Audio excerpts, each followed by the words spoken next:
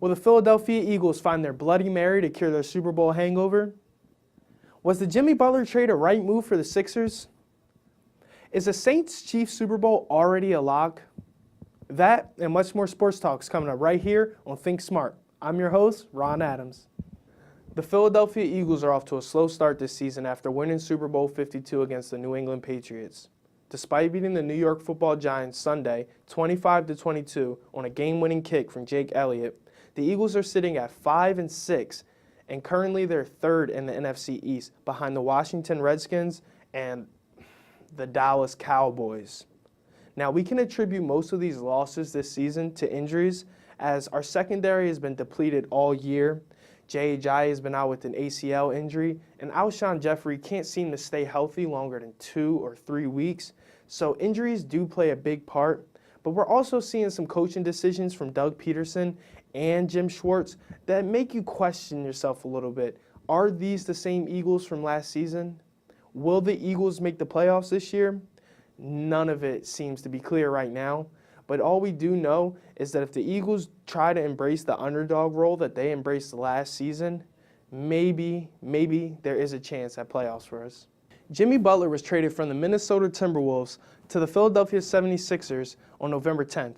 Butler, alongside T-Wolves' 2018 first-round pick Justin Patton, were sent to the Sixers in exchange for son of the process, Super Dario Saric, Robert Covington, Jared Bayless, and a 2020 second-round pick. Does this move make sense for Philadelphia?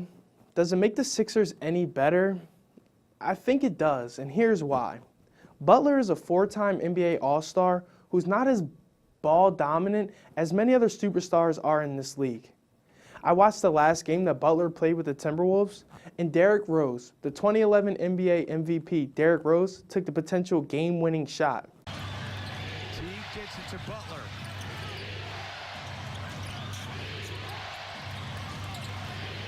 Rose drives inside, wild shot, no, rebounded by Bertans. If it goes to tell you anything, Jimmy Butler has hit 2 game-winning shots already in his 7 games as being a Sixer. Butler, alongside budding superstars Joel Embiid and Ben Simmons, will prove to be very lethal for not only the Eastern Conference, but the entire NBA. The Sixers are definitely a force to be reckoned with now, and no one is underlooking their talent or the depth that they have. In more Super Bowl news, the New Orleans Saints have leapfrogged the New England Patriots, the Kansas City Chiefs, and the Los Angeles Rams to have the best odds in the NFL to win the Super Bowl this year. With odds of 11-4, the Saints are now the favorite to win the NFL title this year.